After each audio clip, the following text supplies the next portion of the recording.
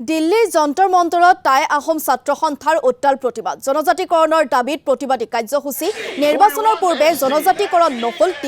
নহলে তীব্ৰ আন্দোলনৰ সংকাৰ বিজেপি চৰকাৰ তথা মুখ্যমন্ত্ৰীৰ বিৰুদ্ধে সৰব আটাচু নেতৃত্ব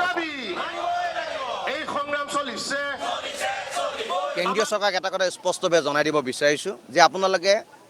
প্ৰতিশ্ৰুতি দিছিলে আপোনালোকে আমাক আশ্বাস দিছিলে যে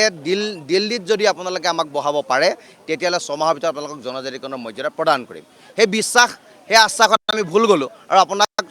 দিল্লীৰ ৰাজপথত আমি অধিকাৰ কৰাৰ সহায় কৰিলোঁ কিন্তু আপুনি মিছা আশ্ৰয় ল'লে প্ৰলোভনৰ ৰাজনীতি কৰিলে আৰু ৰাজনৈতিক লালিপপ হিচাপে 6 জনগোষ্ঠী আহোমকে ধৰি 6 জনগোষ্ঠীৰ ৰাইজক ব্যৱহাৰ কৰিলে তাৰ কাৰণে আমি দিল্লীত আজি যন্ত্ৰ মত আমি ধৰ্ণা দিছোঁ আমি স্পষ্টভাৱে জনাই দিব বিচাৰিছোঁ ইয়াৰ পিছতো যদি আপোনালোকে জনজাতিকৰণৰ মৰ্যাদা আমাক নিদিয়ে তেতিয়া 26ৰ বিধানসভা ইলেকশ্যন আহি আছে তাত দলৰ চৰকাৰে আপোনালোকৰ উচিত প্ৰত্যুত্তৰ পাব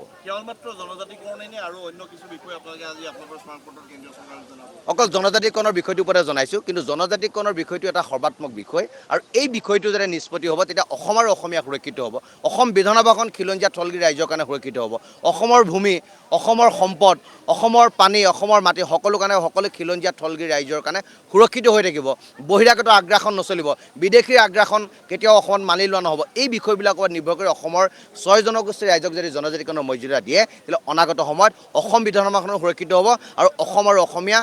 অনাদি অনন্তকাললৈকে অসমীয়া সুৰক্ষিত হৈ থাকিব